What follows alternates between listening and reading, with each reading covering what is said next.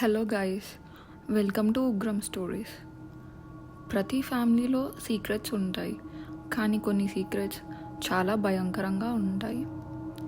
ఈ కాలంలో కూడా డబ్బు పిచ్చి, కుల పిచ్చితో పగులు పెంచుకొని దారుణమైన పనులు చేసేవాళ్ళు ఉన్నారు అని మీరు నమ్ముతారా? అయితే నా కథ విని మీరే చెప్పండి. ఇప్పుడు నేను మీకు చెప్పబోయే కథ మా అమ్మ నాకు చెప్పింది. ఇంకా కథలోకి వెళ్తే, నా పేరు కార్తిక్. మేము హైదరాబాద్లో ఓల్డ్ సిటీ దగ్గర ఉండేవాళ్ళం. మా నాన్న వాళ్ళు కొంచెం వెల్ సెటిల్డ్ ఫ్యామిలీ. అయితే నాన్న వాళ్ళ చిన్నతనంలోనే మా తాతయ్య చనిపోయారు. మా నాన్నమ్మకి 2 కొడుకులు, ఒకరు మా పెద్దనాన్న, ఇంకొకరు మా నాన్న. ఎక్కువ ఏజ్ గ్యాప్ లేకపోయినా మా పెద్దనాన్న మా నాన్నని తన సొంత కొడుకులాగా చూసేవారు. అయితే అమ్మా నాన్నది లవ్ మ్యారేజ్. అమ్మా నాన్న ఇద్దరు కాలేజ్ డేస్ నుండే ప్రేమించుకున్నారు. కాకపోతే మా నాన్నమ్మకి క్యాస్ట్ పిచ్చి చాలా ఎక్కువ. అందుకని నాన్న వాళ్ళ ప్రేమ సంగతి ముందు పెద్దనాన్నకి చెప్తే ఇంకా ఆయనే నానమ్మని ఒప్పిస్తాడులే అని అనుకున్నాడు. ఇంకా మంచి టైం చూసి చెప్దామని వెయిట్ చేస్తూ ఉన్నారు. కానీ ఆలోపే ఇంట్లో నాన్నకి సంబంధం చూసేశారు. ఇంకా ఏమాత్రం లేట్ చేయకుండా వెంటనే చెప్పేశాడు. మా అమ్మ వాళ్ళది వేరే క్యాస్ట్ అవ్వడం వల్ల నాన్నమ్మ చాలా గొడవ చేసింది.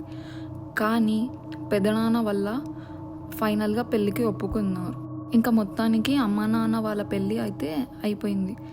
కానీ నిజం చెప్పాలంటే మా నాన్నమ్మకి ఈ పెళ్ళి అస్సలు ఇష్టం లేదు. వేరే కుల మామని చేసుకుంటే అదేదో పాపం అన్నట్టు మా అమ్మ పైన చాలా ద్వేషం పెంచుకుంది. నవ్వుతూ వాళ్ళకి పెళ్లి చేసింది, కానీ ఆ నవ్వు వెనక విషం దాగి ఉందని అప్పట్లో అమ్మ వాళ్ళకి అర్థం కాలేదు. ఇంకా పెళ్ళైన కొన్ని రోజులకే మా పెద్దనాన్నకి జాబ్ ట్రాన్స్ఫర్ అవ్వడంతో వాళ్ళు వేరే ఊరికి షిఫ్ట్ అయ్యారు. ఇంకా అదే అలసుగా తీసుకొని నానమ్మ మా అమ్మని అప్పటి నుంచి టార్చర్ పెట్టడం స్టార్ట్ చేసింది. నిజానికి మా నానమ్మ ఆమె కోపాన్ని ఎప్పుడూ ఓపెన్గా చూపించేది కాదు. అంటే మా నాన్న ముందు చాలా బాగా చూసుకునేది, కానీ ఆయన లేనప్పుడు మాత్రం చాలా బాధ పెట్టేది.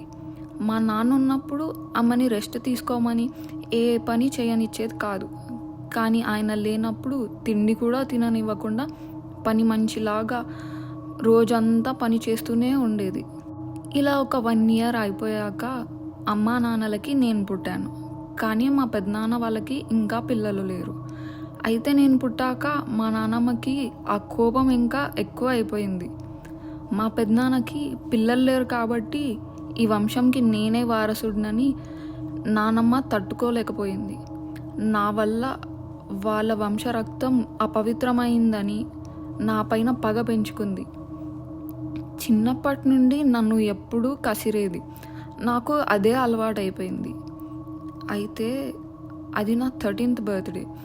నాకు చాలా బాగా గుర్తుంది. ఎప్పుడూ నన్ను ప్రేమగా దగ్గరికి తీసుకొని మా నాన్నమ్మ ఆ రోజు మాత్రం నాకు ఇష్టమని పాయసం చేసింది. అదేంటో ఆ తర్వాత కొన్ని రోజుల నుండి మా ఇంట్లో చాలా వింత సంఘటనలు జరిగాయి. ప్రతిరోజు రాత్రి నా రూమ్ దగ్గర నాకు గజ్జల సౌండ్ వినిపించేది, కానీ తలుపు తెరిచి చూస్తే మాత్రం అక్కడ ఎవ్వరూ ఉండేవారు కాదు. ఇలా కొన్ని రోజులు జరిగింది. ఆ తర్వాత కొన్ని రోజులకే నా రూమ్లో ఏకంగా నిమ్మకాయలు కనిపించాయి. నాకు ఇదంతా చాలా విచిత్రంగా అనిపించింది. అలా కనిపించాయని నేను ఇంట్లో వాళ్ళకి చెప్తే వాళ్ళు నువ్వే ఆడుకొని మర్చిపోయి ఉంటావులే అని అన్నారు. లేదు, నేనేం ఆడలేదు అంటే ఎవ్వరూ వినేవారు కాదు.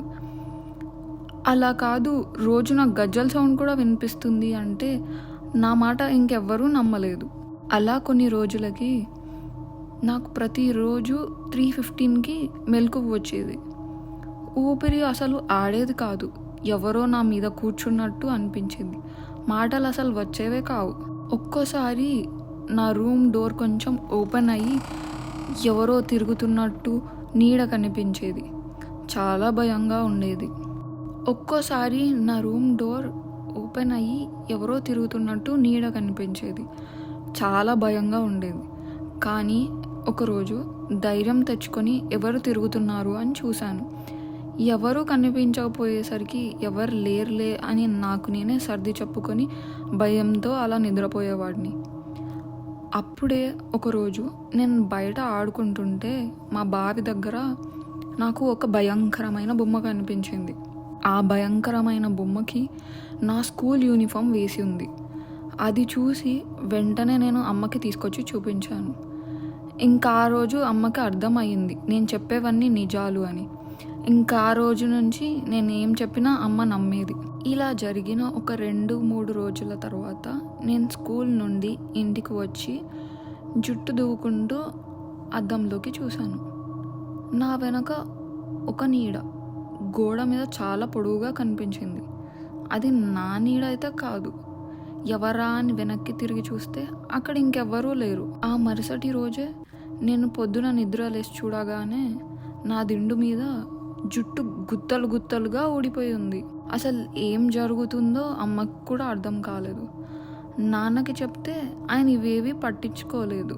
అలా కొన్ని నెలలకే నా ఆరోగ్యం పాడైపోయింది. ఏమీ తినేవాడిని కాదు. కళ్ళ కింద డార్క్గా అయిపోయింది. సరిగ్గా నిద్రపోయేవాడినే కాదు. డాక్టర్స్కి చూపిస్తే అనీమియా అన్నారు. ఎన్ని మందులు తీసుకున్నా అస్సలు తగ్గలేదు. అప్పుడే ఒకరోజు వర్షం పడి కరెంటు పోయింది. క్యాండిల్స్ కోసం వెతుకుతుంటే స్టోర్ రూమ్ డోర్ నుండి ఏదో వెలుతురు కనిపించింది. ఆ రూమ్కి నానమ్మ ఎప్పుడు తాళం వేసి ఉంచేది. కానీ అమ్మ నాన్న జాబ్కి వెళ్ళినప్పుడు మాత్రం ఆ రూమ్లోనే ఎక్కువ ఉండేది. ఇంకా క్యాండిల్స్ కోసం వెతుక్కుంటూ నేను ఆ గదిలోకి వెళ్ళాను. లోపలికి వెళ్ళగానే గుండె ఆగినట్టు అయిపోయింది. అక్కడ నల్లగా అయిన నిమ్మకాయలు, ఆ భయంకరమైన బొమ్మ, కొంచెం జుట్టు, నా స్కూల్ యూనిఫామ్, కుంకుమ, ఇంకా కొన్ని దీపాలు కనిపించాయి. ఇంకా అక్కడే ఒక గోడ మీద నా పేరు రాసి ఉంది. అదంతా చూసి చాలా భయపడ్డాను. అప్పుడే నా భుజం మీద ఎవరో చేయి వేశారు. ఎవరా అని భయంతో వెనక్కి తిరిగి చూస్తే మా నాన్నమ్మ ఉంది. నువ్వు ఇక్కడ ఏం చేస్తున్నావు అని గట్టిగా అరిచింది. వెంటనే నేను ఏడుస్తూ అక్కడ నుండి పరిగెత్తి వెళ్ళి చూసిందంతా అమ్మతో చెప్పాను. నేను చెప్పిన వెంటనే అమ్మ కూడా వెళ్ళి అంతా చూసింది. ఆ రాత్రే అమ్మ నానమ్మని నిలదీసింది. ఎప్పుడు ఎంత ఇబ్బంది పెట్టినా ఏ మాట అనని అమ్మ ఆ రోజు నానమ్మతో చాలా గొడవ పడింది. నానమ్మ కూడా గొడవ పడుతూ, అవును నేనే చేశాను, ఇప్పుడు ఏంటి, ఎవరికి చెప్పుకుంటావో చెప్పుకో, నిన్నెవరు నమ్మరు అని గట్టిగా నవ్వింది. జరిగిందంతా అమ్మ నేను కలిసి నాన్నకు చెప్తే నాన్న నమ్మలేకపోయాడు. ఇంకా ఆ రోజు తర్వాత అంతా మారిపోయింది.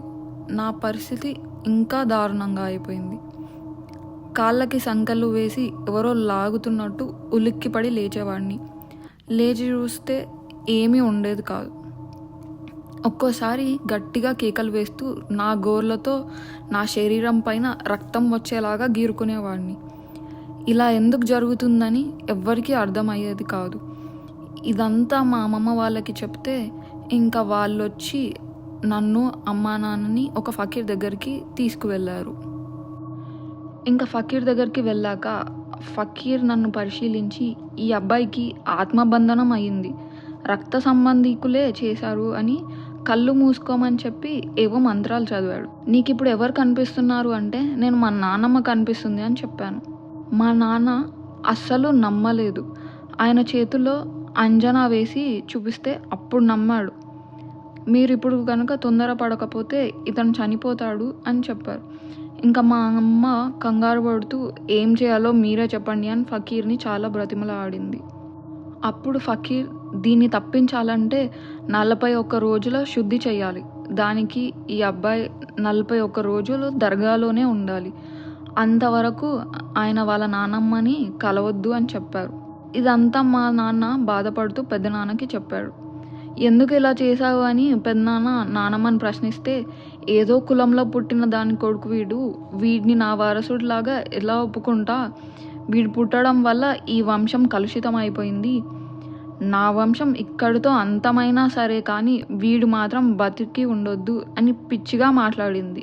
కన్న తల్లి అంత క్రూరంగా చేసింది అని తెలిసినా ఏమీ చేయలేక నన్ను ఆమె నుండి కాపాడుకోవడానికి నన్ను దర్గాలో ఉంచి జాగ్రత్తగా చూసుకున్నారు.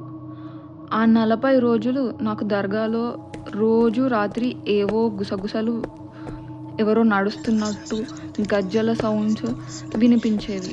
దానికి నేను చాలా పిచ్చి పట్టినట్టు చేసేవాడిని. కానీ అక్కడ ఉన్న కొన్ని రోజులకే నా ఆరోగ్యం చాలా బెటర్ అయింది. అలా ఒక నెల గడిచిపోయింది. చూస్తూ చూస్తూ 41వ రోజు అంటే ఆఖరి రోజు రానే వచ్చింది. పైగా ఆ రోజే అమావాస్య. ఎలా అయినా ఈరోజు చాలా జాగ్రత్తగా ఉండాలని ఫకీర్ చెప్పాడు. చీకటి పడగానే ప్రతిరోజులాగే అవే గుసగుసలు, గజ్జల శబ్దం వినిపించింది. కానీ ఒక్కసారిగా కార్తీక్ బయటకి రా నాన్న అని చాలా ప్రేమగా మా నాన్నమ్మ పిలిచింది. నన్ను ఎవరో హిప్నటైజ్ చేసినట్టు నేను బయటకు వెళ్తూ ఉన్నా. కానీ ఇంతలో నాన్న, పెదనాన్న నన్ను పట్టుకొని ఆపడానికి ప్రయత్నిస్తుంటే నేను వాళ్ళని తోసుకొని ముందుకు వెళ్తూ ఉన్నా. అప్పుడే ఫకీర్ నా పైన కొంచెం బూడిద చల్లి నన్ను లోపలికి లాగాడు. ఇంకా ఆ ఫకీర్ సహాయంతో ఆ 41వ రోజు శుద్ధి అయిపోయింది. నేను మెల్లమెల్లగా రికవర్ అయ్యాను. కానీ ఆ ఆత్మబంధనం ఇంకా పూర్తిగా పోలేదు. ఇప్పటికీ కొన్నిసార్లు 3:15కి ఊపిరి ఆడనట్టు సడన్గా లేస్తాను. అమావాస్య రోజు వస్తే చాలు చాలా వీక్గా అయిపోతాను. ఆ రోజు అసలు బయటకి వెళ్ళను, బయట ఫుడ్ కూడా తినను. అందరూ ఇవన్నీ మూఢనమ్మకాలను కొట్టిపడేస్తారు. కానీ ఇదంతా చూశాక ఈ ప్రపంచంలో ఎంత మంచి ఉందో అంత చెడు కూడా ఉందని అనిపిస్తుంది. అది కూడా మన రక్త సంబంధికులే మన మీద ఇలాంటి చెడు ప్రయోగాలు చేయడం అసలు ఊహించడానికే చాలా భయంకరంగా ఉంటుంది.